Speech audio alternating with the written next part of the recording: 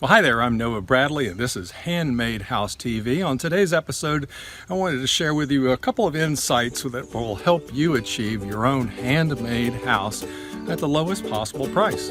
So stay tuned.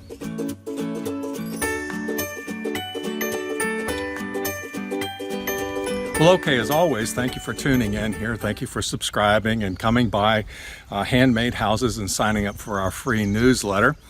Today, I'm out here on my lake property, and I am awaiting the crew that's going to give me a hand in building the stone foundation and stone retaining wall that'll be behind me here, that will create a little level yard between the home that I'm going to build and the lake property. And down at the far end there will be the stone foundation for the timber frame writer's cabin that I'm going to be building this year and creating the Timber Framing Academy. And so I'm looking forward to this. I bought all of this stone. It's a salvage stone that I bought that was removed from a high school in Pennsylvania. They're big sugar cubes here, and I've made a lot of changes with time as far as which stones to use in which particular aspect of the construction process here. That's one of the insights that I'd like to share with you, and that is that when you build your own home, when you take your time, that you can think things through more, and more considerations will pop up and changes will be made. And in the end, by building a little bit slower, by not building at the fast pace of what modern construction is, you'll end up with a much more pleasing, satisfying project in the end, and one with less chance of having regrets. And when you're building something as expensive as a home and developing that dream property of yours, you want to avoid regrets as much as possible. And so I had thought that perhaps I would lay these stones myself. I have worked with stones larger than these in the past, but to be honest with you, when I started really figuring how much these stones weigh, they each weigh a little bit more than a ton.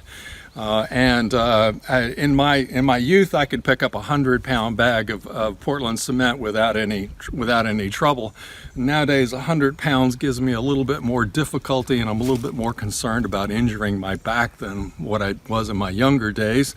But nonetheless, I could tend to work with stones weighing several hundred pounds just by applying a little bit of leverage and a little bit of prying. But these stones, I don't know, maybe gravity has increased over the few years, but these stones are really heavy. And one of the skills, we all have plenty of skills. Frequently, some of us have our specialties, and some of us are more of a jack of all trades, can handle many different tasks. None perhaps as great as someone who devotes their time exclusively to that skill, but are good at it. And I think I kind of fall into that category. But nonetheless, there are skills that we all sort of lack in, that we're not the best thing. And one of the skills that I don't have as well as other people is the fluidity of operating heavy mechanical equipment. I tend to sub that out as much as possible. So the more I stared at the rock, the more I realized how much of a struggle it was to move it, the more I thought that I might want to bring in someone to give me a hand with it, someone that's specialized in it. So when you're laying stone, the first thing you do is you call up stonemasons to talk to them. And when I did that, I was, of course, surprised at how much of the hourly rates and how much of a quote that I was given from stonemasons. And that's for several reasons. Stonemasons are highly qualified, highly skilled individuals who have a short span of time in their lives that they can work with stone before their bodies start to wear out. And they tend to be extremely seasonal work. There's a lot of times of the year that stonemasons cannot work. And the more talented they become, the more skilled they become, the more artisan they become, the more they have to charge for work. And likewise, the more they need compensation for unique structures such as this. Not everyone in the world knows how to work with stones that weigh a ton in order to create something artistic, something that you visualize.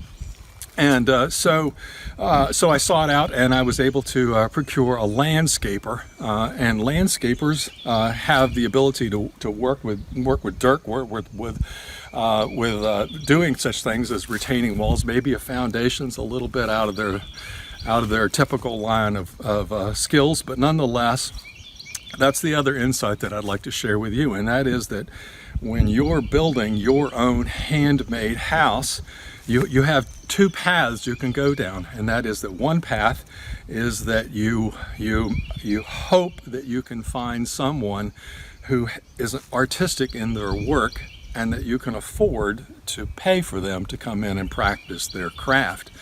The other path that you can take is that you yourself become that handmade house artist.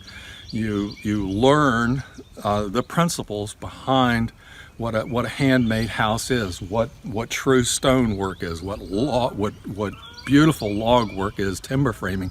You learn the perspective of it, and that you have to step forward and be the man, be the woman, be the artist, to lead somebody else. So I am going to save a significant amount of money and hire a landscaper at his normal rates that he does, and I'm going to work with him in putting these stones in place.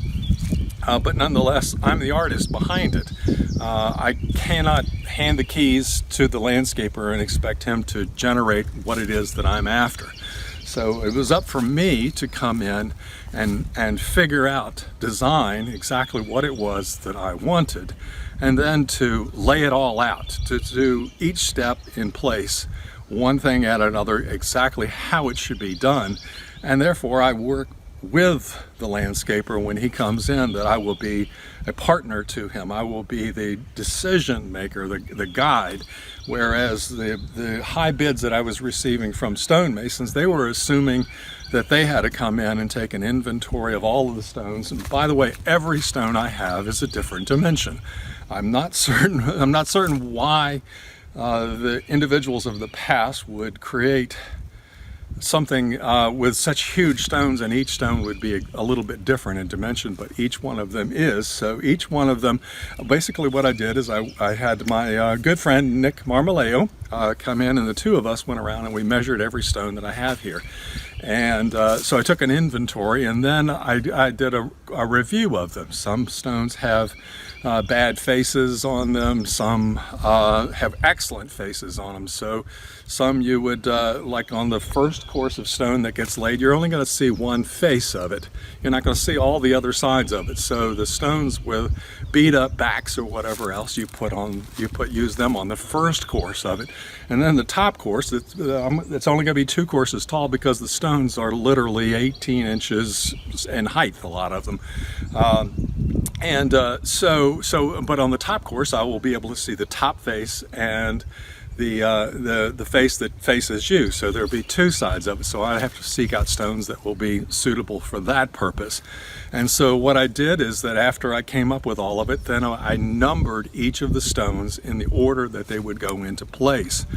And what I did is, for the first course of stones, I would lay a slate tile on top of each of the stones and double numbered them. I used a permanent marker, and I used it in black ink and in red ink, because I didn't want either one. I didn't know which one might be more durable. It seems like both of them are fine, but if one number gets scuffed out, the other one is there. And so I numbered each of the first courses of stone. Now, each of the first courses of stone varies in height a little bit. And so I have a choice of either taking a chisel or saw and making each stone absolutely uniform in height up and down. But what I'm doing is I'm working below using gravel in order to level the stones as they go across, creating a level top and an irregular bottom that will set on a good solid bed of gravel. And then the top course, what I did is that I chose the stones that I got that are most similar in size, that are within, say, an inch of variation as far as height goes in them.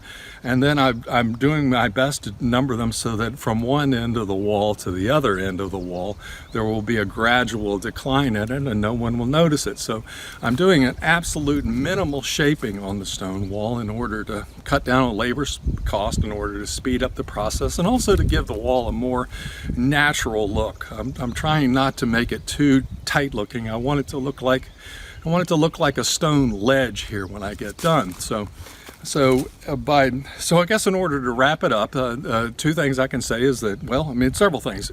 Try to seek out salvage material whenever you can. You'll save money, you'll get a better product. Two, work a little bit slower.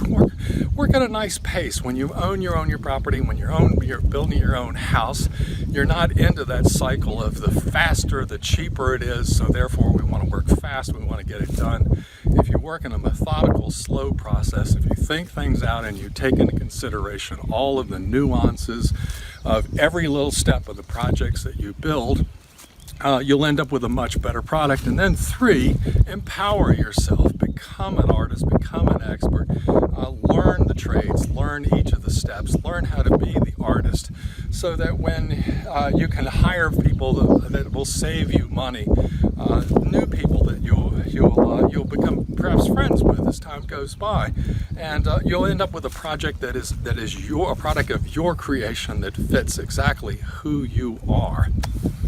All right, well, that's it for today. Thank you for tuning in here. I look forward to seeing you in a future broadcast here, where I'll share with you more details, progress as we move along on this. And then we're going to get started on that timber framing structure, which is going to be really cool. I look forward to sharing with you all about timber framing. Before we go, I would like to thank 5 new members of the Handmade House Guild. They are Brendan and Lisa Drennan, Emily Matthews, Reuben Parker, Rob McLaughlin, and Philip Kummel. I think I got everybody's name pronounced right today. If I didn't, I apologize. I so deeply appreciate and I would like to honor you, and it seemed like the most basic thing would be able to pronounce your name correctly, but occasionally I mess up, and if I did, I apologize. And if you're not a member of the Handmade House Guild, consider joining us.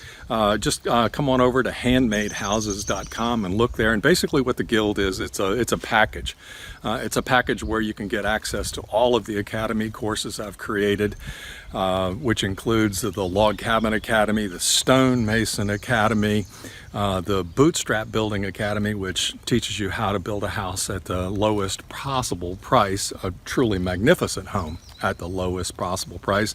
I've just released up there the brand new Chinking Academy that tells you how to chink your log cabin properly. And of course there's the Handmade House Academy, which is the core essence of what anything I could share with you, and how to design your own home and what features to look for in a home, how to make a home attractive and not an eyesore.